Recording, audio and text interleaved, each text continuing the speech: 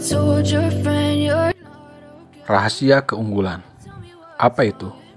Yaitu fokus. Fokus adalah rahasia keunggulan. Hampir semua orang yang sukses di bidangnya memiliki kemampuan untuk fokus. Fokus berarti memberikan atensi penuh pada satu hal dan mengabaikan gangguan di sekitarnya. Seorang atlet tenis misalnya, mereka perlu memiliki kemampuan untuk hadir utuh di pertandingan. Mereka wajib mengabaikan teriakan-teriakan penonton yang dapat mendistraksi kemampuannya. Seorang penjual yang hebat memiliki kemampuan untuk fokus pada calon pelanggannya saat melakukan persentase penjualan. Seorang pemimpin bisnis perlu kemampuan untuk fokus pada dinamika perubahan yang terkait dengan industrinya, sehingga ia bisa beradaptasi dan mengambil keputusan strategis yang tepat. Fokus adalah keterampilan yang jarang dimiliki manusia di era ini. Di era yang penuh distraksi dan banjir informasi seperti sekarang, attention span manusia menjadi sangat pendek. Mereka dengan mudah teralihkan perhatiannya oleh media sosial, gadget, dan sebagainya.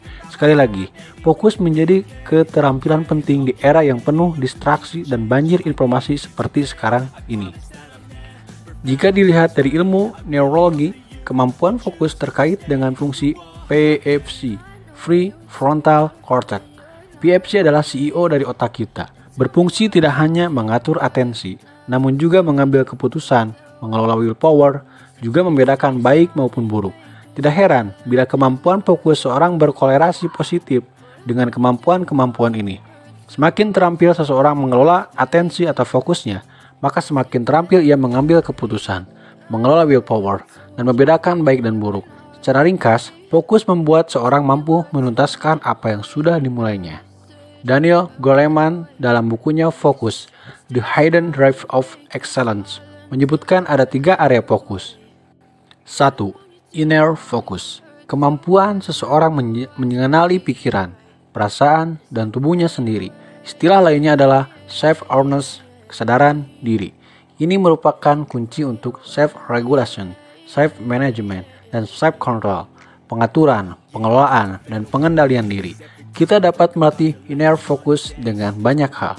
Misalnya, meditasi, Zhenzuang, Tai Chi, sholat khusyuk, atau mempraktikkan mindfulness. Tidak heran bila ada sebuah ayat menjelaskan bahwa sholat dapat mencegah perbuatan keji dan munkar. Secara sains, sholat yang khusyuk melatih self-awareness, di mana self-awareness akan meningkatkan kemampuan self-control. 2. Order focus.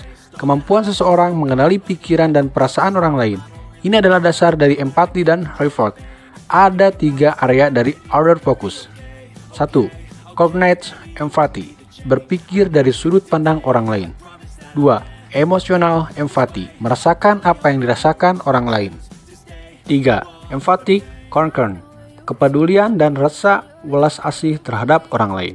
Bila dilihat dari kacamata NLP, kita dapat melatih order focus dengan melatih external sensory acuity dan kalibrasi.